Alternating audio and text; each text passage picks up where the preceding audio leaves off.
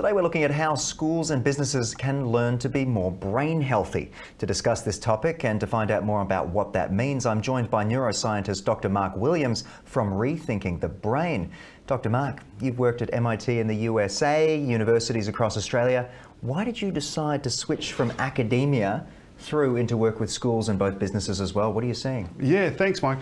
I found that a lot of the stuff that's been translated or isn't being translated into schools and businesses isn't actually based on the research. And so after 25 years of working as a researcher, I thought it was about time that I actually started translating some of that research into the organisations so that we can actually improve things. What are you seeing at the moment? What are some of the challenges that you're witnessing with organisations and businesses, just to give us a statement about? Yeah, one of the biggest problems is really both productivity and burnout. So we're seeing really big issues in mental health. Yeah. We're seeing people resigning. You know, I was recently at a big event and most organisations were looking at turnovers of 2 and 3 years, which is really, really harmful for the business. And so we've got to really look at why are people leaving and why are people burning out and why are people not actually keen to stay in organisations. Okay, so why do you think there has been this downward trend in educational outcomes, if we can turn to the education sector for a minute?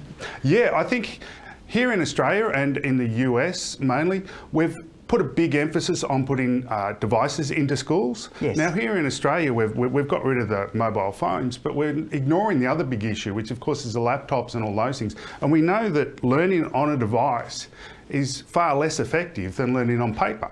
And we also know that learning on a device increases your stress and increases anxiety, increases the likelihood of having behavioural issues in the classroom. So we're seeing increases in behavioural issues, we're seeing decrease in education outcomes, and we're seeing an increase in mental health issues, but we're not actually dealing with this big elephant in the room, which is the devices in the schools. More technology might help. Let's bring in some more technology, yeah. See what happens. And I mean, that's often what happens, right, is they go, oh, hang on, we've got mental health issues, and here's an app that'll help with that. And it's, sorry, it's not. That's interesting. As somebody who has made use of an app once or twice in their life, it's interesting to hear you say. And I remember introducing laptops in grade 9 for us, so, you know, sort of teenage years, and how exciting it was. And I did get a lot less work done. Yeah, it does. And it's distracting, right? Yeah. You've got all those other things on there. Plus, you've got kids who are very good at playing games while they're actually Oh, we had Alt-Tab ready to go, yeah. You know, game drops down as the teacher looks over the screen.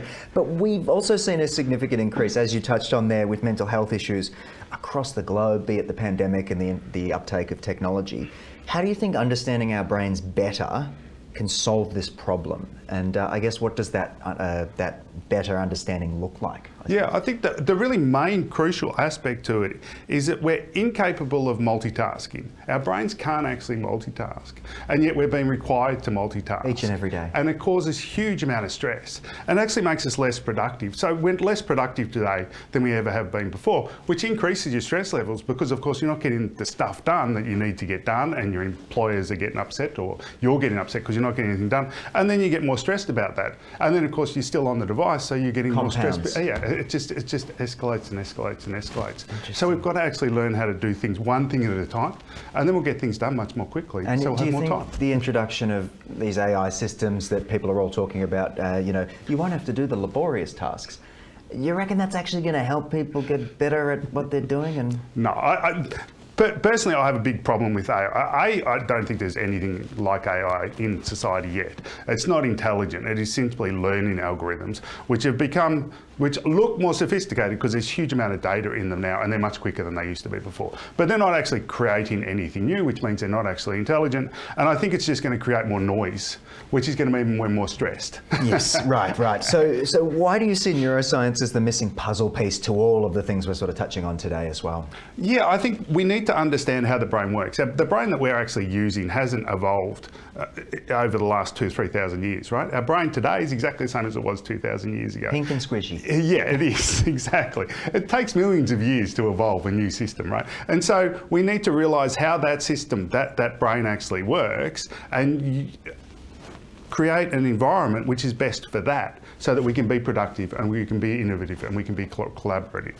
rather than allowing tech giants to make more and more money by capturing our attention and driving us to distraction. Because it really is just the tech companies that are making a lot of money out of all of this. And your average organisation is actually losing money because their employees are less productive. Well, let's talk organisational. Just to finish, how do we create a more brain-healthy organisation rather than just throwing more laptops and technology at their employees and new systems, etc.? Yeah, so it's really about connection, right? We are the connected species, and I recently wrote a book called The Connected Species, and that's how our brain has evolved. It's evolved for us actually to connect, and we've become the alpha species because of the fact that we connect with each other. We're the only species in the world that connects across groups and actually collaborates with each other, which is amazing.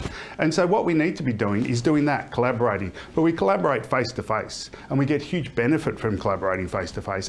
And the best way to actually improve your life is actually just to spend time with people that you trust face to face. So if you've got an organisation where everybody likes everybody and everyone spends time together chatting with everyone will want to go to work and everyone will want to put effort into that organisation. Well, that's an exciting part about my job is I get to connect with folks like yourself and build that human connection. But I want to thank you for joining us on the program. We are out of time, but hopefully we get to speak again in the future. Thank you very much, Mike, and have a great break. You too. I will.